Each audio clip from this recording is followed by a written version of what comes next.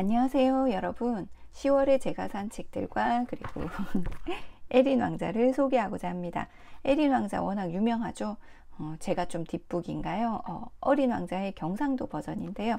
제가 한번 네이티브 스피커로 읽어보겠습니다. 여기 보아뱀 제일 앞부분 요거 유명하죠. 책에 보마 보아뱀이 잡은 거는 안 씹어먹고 통째로 삼킨다 카대. 그라면 배가 불러났디. 몸은 안 움직이고 소화될 때까지 반년을 둘러박아 잠만 잔다 카이. 뭐 이런 게 있나 싶어가 색연필 들고 생각해 보니까 딱 요래 안 그려지겠나. 내 첫 작품이데이. 이렇게. 그리고 저는 요 뒷부분이 더 웃겼거든요. 더 허패 디비끼는 기는 어른들이 속 비는 기나 안 비는 기나 보아뱀은 고마 치 아프고 국영수 중심으로 공부하라 카대. 이래가 내가 6살 묻고 화가는 못 되겠다. 포기해뿌째. 다 커가 어른인데도 혼자 이해도 못하고 있으면 그때그때 설명해 주기도 참 디다카이. 이 정도로 사투리를 쓰시는 분은 잘 없지만 사실 쓰긴 쓰거든요. 뭐 아이고 디다 오늘 참 피곤하다. 허패 디비끼고 있네. 그러니까 아유 속을 뒤집어 놓고 있네. 뭐 이런 거거든요. 그러면서 여기 보시면 작가의 말이 있어요. 친구들 자태. 밥 한 끼 거르면 안 되는 토종 한국인인데 외국으로 돌아댕길 팔잔동 그동안 욕마이 묻다 아이가. 남은 나라 있는 기 서글프모 외로버가 눈물 질질 짜고야. 천지를 모르고 뛰댕기던 얼라때 제일 행복 안 해 끝나. 집에 언제 갈지도 모르고 젖짜서 일본 말인데 갱상도 사투리인가 획 고개 돌려보며 아 여기 한국이 아이였지 실감이 나가 더 슬픈 기라. 저 이거 보고 빵 터졌는데 실제로 경상도 좀 강한 억양으로 얘기하면 일본말 같기도 하거든요. 그래서 이렇습니다. 전라도 버전도 나온다고 하는데요. 그럼 뭐 거시기가 거시기고 뭐 이러려나요? 그리고 강원도 버전도 나왔으면 좋을 것 같아요. 그리고 제가 산 건 바로 밤의 유서입니다. 요스타인 가하더라고 해서요. 노르웨이 작가분이시죠. 이분 저 그 카드의 비밀, 그 다음에 소피의 세계라고 유명한데 특히 소피의 세계를 굉장히 재밌게 읽었어요. 3권짜리인데 요즘은 합본으로도 나오더라고요.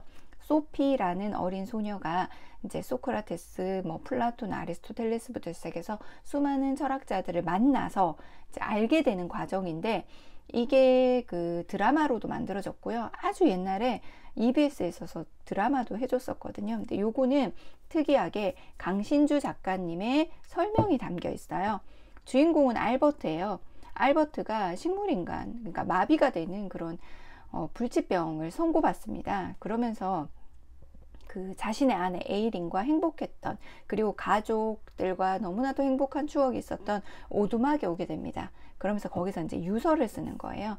그러니까 사랑하는 이들에게 짐이 되기도 싫고 본인도 인간의 존엄성이 훼손될 것 같고 그런 모습을 보이기 전에 죽으려는 마음을 가지게 되죠. 하지만 여기서 유서를 쓰면서 이제 결심을 바꾸게 되거든요.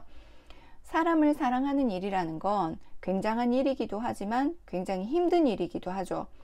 그 사람을 사랑하게 되면 그 사람이 죽을까봐, 다칠까봐, 혹은 그 사람의 말과 행동에 따라서 상처를 받기도 하고, 사랑하지 않았으면 될 일인데, 그럼에도 불구하고 왜 사랑을 하는 걸까요? 그럼에도 불구하고, 굉장히 고통스러움에도 불구하고, 사랑하는 사람의 옆에서 삶을 마감하기로 이분이 결심한 걸까요? 그 삶과 죽음, 사랑, 이런 것에 대해서 깊이 있는 질문을 던지는 짧은 책이지만, 지금 제가 거의 다 읽어가는데 문장도 너무나 아름답고요. 철학적입니다. 그래서 굉장히 재밌게 읽고 있습니다. 그리고 또 하나는 순응주의자입니다. 이 책은 그 북풀에 그 알라딘의 북풀이라는 앱이 있는데요. 거기에 스콧이라는 친구분이 소개해 주신 책이에요. 그분 소개책은 정말 믿을만 하거든요. 근데 정말 재미있어요. 마르첼로라는 한 소년의 이야기라기보다 그 소년은 프롤로그에서 이렇게 나와요. 그리고 그 후에 이제 성장해서의 이야기인데요. 영화로도 만들어졌다고 하는데 영화에서는 이 프롤로그 부분, 소년의 이야기가 나오지 않습니다.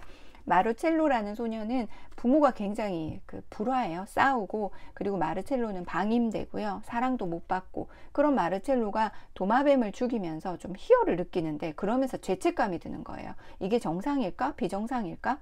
그러면서 자기가 만약 이게 비정상이라면 혼나서, 그러니까 면죄부를 얻고 싶은 거죠. 이렇게 굉장히 크게 혼이 난 다음에 그런 두려움, 그리고 성적 취향이라던가 그러면서 이제 성추행을 당하는 약간 그런 부분도 있고, 그래서 이제 처음에 살인을 저지르게 되거든요. 그러니까 마르첼로의 어린 시절 그리고 커서의 이야기들인데요. 이게 이탈리아 파시즘과 관련이 있다고 합니다. 그 동조하지 않았어도 지금 세상이 이러니까 이게 맞는 거겠지라며 순응한 사람들, 그리고 침묵한 사람들에 대한 이야기라고 하는데요. 뒤에 보면 이 모든 것은 존재하지 않는 정상성이라는 신기루를 위한 것이었다. 그러니까 정상 비정상이라는 것에 대한 정의가 뭔가에 대한 생각도 하게 되거든요.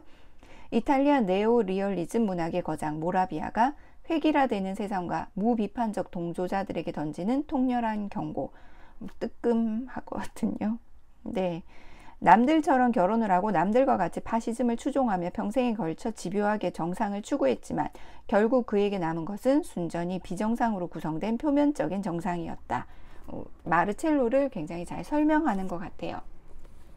그리고 또 하나는 쿠사마 야요이, 일본의 유명한 화가, 전위예술가 앤디 워홀하고 같이 활동하기도 했었죠. 그러니까 팝아트에서조차 남성 위주였는데 그 속에서 꿋꿋하게. 근데 이분이 원래 어린 시절 부모의 학대라던가 그리고 아버지의 외도를 경험하면서 강박증과 환시증에 시달려요. 자신이 본 그 점들이 막 보였다고 하거든요. 그래서 이분 작품에 보면 요런 것들, 그물로 된 점이라던가 이런 것들이 많이 나오죠. 그리고 몸에 점을 찍기도 하고요. 팝아트적인 그리고 전위예술적인 작품들을 많이 하셨어요. 그러면서 계속되는 우울증이라든가 두려움, 공포, 환시증을 자신의 작품으로 이렇게 치료를 하려고 하셨거든요. 그래서 이런 것들. 그래서 그래픽 노블이 참 좋은 게요. 이분의 작품을 그림으로 또 볼 수도 있다는 것. 그리고 이렇게 이 작품들 지금도 활발히 활동하고 계시죠. 호박 유명하죠. 그리고 또 하나는 미학책인데요. 소설가, 작가분이 소설가신데 영화, 음악, 미술, 뭐 각종 융합적으로 설명을 하고 계세요. 뭐 미성년이라는 영화, 뭐 어스라는 영화, 다양한 영화들과 그리고 영화 속에 담겨진 예술 코드나 아니면은 사회적 상황 같은 것들 설명을 잘 해주고 계시거든요. 그래서 읽고 있고요. 그 다음에 또 하나는 이제 예술가의 일이에요. 각종 예술가들, 음악, 미술, 그 다음에 영화, 무용가, 뭐 기타 등등 굉장히 많거든요. 요분은 데이빗 보이예요. 요즘 분들은 아시려나? 글램 룩이라고 해서요. 반짝반짝 룩의 선구주자이고 양성애자예요. 그리고 부캐를 처음으로 아마 탄생시킨 분이 아닐까라는 생각도 드는데 자신의 부캐를 만들어요. 우주로 간 톰 소령, 그리고 외계인 록스타, 지기 스타더스트라고 합니다. 이분은 퀸하고도 같이 협업을 하셨었고요. 그리고 라비린스라고요. 제니퍼 코넬리가 나오는 영화인데 거기도 이제 영화 배우로 연기도 잘하세요. 그리고 말년에는 후배들을 굉장히 많이 도우셨어요. 이런 분, 그 다음에 또 우키요에라고 그 일본의 판화죠. 이 우키요에 판화가 판화 찍힌 종이들이 일본의 그릇을 포장하는 완충제로 유럽으로 가면서 유럽의 화가들이 굉장히 큰 인기를 끌었죠. 특히 인상파 화가들. 그 중에 후쿠사입니다. 호쿠사이. 이 그림으로 워낙 유명하죠. 파도, 자연의 위대함. 근데 이분 같은 경우는 삼라만상을 모두 그리고 싶어 하셨거든요. 그래서 여기 보면 이 그림이 재밌어서 소개해 드리려고. 요괴 그림도 있고요. 그리고 문어 빨판이 이렇게 여자를 막 감도는 아가씨라는 영화에 잠깐 그 모티브가 됐던 그런 그림들도 그리셨어요. 그리고 또 한 분 소개해 주고 싶은 분은 바로 요 분입니다. 살아생전에는 전혀 유명하지 않았고요. 비비안 마이어입니다. 어둠을 수집한 보모, 실제로 보모나 간병인으로 활약을 했는데요. 존 말루프라는 사람이 어떤 이렇게 상자 같은 걸 300달러에 사게 돼요. 380달러. 근데 그 속에 엄청나게 멋진 그림들이 있는 거예요. 그래서 이 분을 추적했고, 그랬더니 이분 우리 집 보모였다면서 이분의 짐을 보여주는데 온갖 스크랩 사진들이 가득한 거예요. 그래서 이분은 돌아가시고 나서 유명해지고, 그리고 셀피를 굉장히 많이 찍었고, 어둠과 상처 같은 걸 굉장히 많이 수집했는데 아마 본인이 상처와 어둠, 상처를 받은 것들을 치유하기 위해서 수집하지 않았나라는 생각이 듭니다. 그리고 또 하나는 기묘한 미술관이에요. 이런 시리즈들이 계속 나오고 있죠.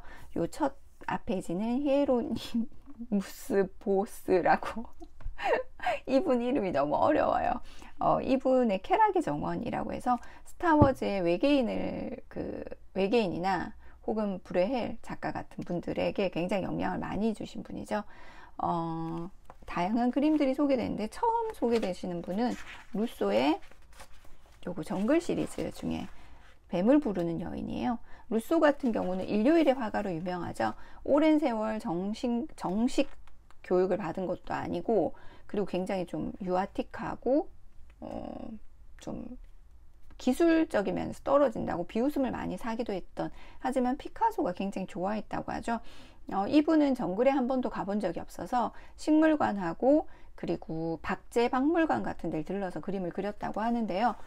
요즘 같은 경우는 창의성만 있으면 3D 프린터로 조각이나 가구 디자인도 하고요. 그리고 프린트도 할 수 있죠. 그리고 AI가 그림을 그리는 세상이고요. 그런 거 보면 루소처럼 일요일에 예술가들이 많이 나오지 않을까요? 창의성을 가지고 작품을 만들 수 있으니까. 오랜 세월 연습을 하지 않아도, 기술을 연마하지 않아도 창의력만으로도. 데미안 허스트 같은 경우도 자신이 아이디어를 내면 도제들이 이제 만들어내죠, 작품들을.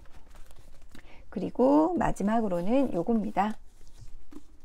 다정한 것이 살아남는다. 저 이 책 너무 좋았던 게요, 김영하 작가님이 추천하신 책이기도 하고, 이기적 유전자를 보면 결국 유전자는 자신의 유전자를 대물리기 위해서 행동하고, 그러기 위해서는 이기적인 것이 유리하다라는 내용이 나오잖아요. 그리고 작가님이 너무했다 싶었는지 마지막에 이기적 유전자라 하더라도 기회가 많아지면 이타적이 된다는 내용을 담으셨거든요. 그러니까 나한테 주어진 기회가 5번, 10번이면 불안해서 남한테 양보할 수 없죠. 하지만 기회가 무한정이거나 무한정이 가깝게 많아진다면 더 절실한 사람 혹은 더 나보다 약한 분들에게 먼저 양보를 할 수 있다는 것, 그리고 문화적 유전자라고 해서 밈이란 단어도 만들어내셨고요. 근데 그걸 읽으면 좀 슬프더라고요. 근데 여기서는 적자생존이 아니라는 거예요. 친화력과 협력이 오히려 서로의 마음을 연결하고 지식을 대물림시킴으로써 훨씬 더 생존에 유리하다는 거죠. 공격성이 강한 사람들은 에너지도 많이 쓰게 되고, 그래서 죽을 확률이나 상처 입을 확률도 많으니까 대를 물리기 힘든 거죠. 그러면서 친화적인 진화를 통해서 극도적으로 문화적인 종이 탄생을 한 게 인류다. 그러면서 이제 미생물들의 협력이라든가 이런 예들을 굉장히 많이 보여주고 계세요. 3분의 2쯤 읽었는데 재미있습니다. 그리고 저는 사은품으로 짠, 요걸 받았습니다. 약간 스카프 재질, 까칠까칠한 재질인데요. 벨라스케스의 시녀들이라고 아주 유명한 그림이죠. 중간에가 바로 펠리페 4세의 딸인 마르가리타 공주님이십니다. 옆에는 이제 시녀들이라고 해도 귀족들이에요. 그리고 개, 강아지, 그리고 난쟁이들은 웃음을 주는 역할도 했지만은요, 불운을 모두 그러니까 나쁜 운을 난쟁이들이나 이렇게 좀 기형적인 분들이 갖고 간다고 믿었다고 해요. 그래서 액바지라고 하죠. 그때 벨라스케스도 나오고요. 여기 이 집안은 함스부르크 가문이라고 해서 근친혼으로 굉장히 유명하죠. 그래서 이렇게 입이 튀어나오는, 그래서 함스부르크 립이라고 하는데, 마르가리타 공주도 그 함스부르크 립 턱이 튀어나왔는데 벨라스케스가 굉장히 예쁘게 그려져요. 이분 안타깝게도 삼촌하고 결혼해서요, 22살에 요절하고 맙니다. 이렇게. 그 마리 앙뚜아네트 같은 경우도 함스부르크 립이었는데요, 그 튀어나온 턱을 감추기 위해서 입술 옆에 점을 찍었다고 하죠.